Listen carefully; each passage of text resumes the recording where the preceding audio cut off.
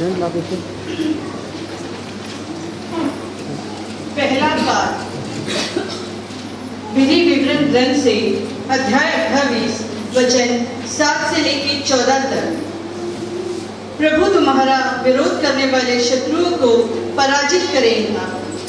वे एक मार्ग से तुम पर आक्रमण करने आएंगे, परंतु तुम्हारे सामने से होकर 7 मार्गों से भाग निकल लेंगे। प्रभु तुमको तुम्हारे भंडारों और तुम्हारे सब कार्यों में आशीर्वाद देता रहेगा। प्रभु तुम्हारा ईश्वर तुम्हें उस देश में आशीर्वाद देता रहेगा जिसे वह तुम्हें प्रदान करने वाला है। यदि तुम प्रभु अपने ईश्वर की आज्ञा का पालन करते हुए उसके बताए हुए मार्गों पर चलोगे तो प्रभु तुमको अपनी पवित्र प्रजा बनाएगा, जैसा कि उसने तुमसे शपथ पूर्वक प्रतिज्ञा की है। पृथ्वी की समस्त जातियां देखेंगी कि तुम प्रभु की अपनी प्रजा हो और वे तुम्हारा सम्मान करेंगे।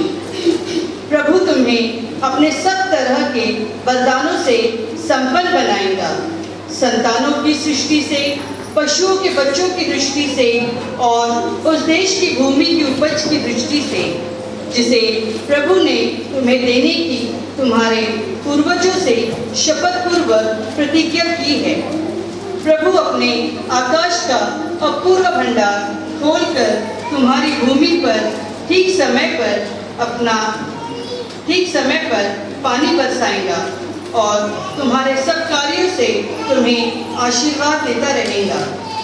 तुम अन्य अनेक राष्ट्रों को उधार दे सकोगे और तुम्हें किसी से उधार लेने की आवश्यकता नहीं होगी। प्रभु तुम्हें नेता बनाएगा, किसी का अनुयायी नहीं।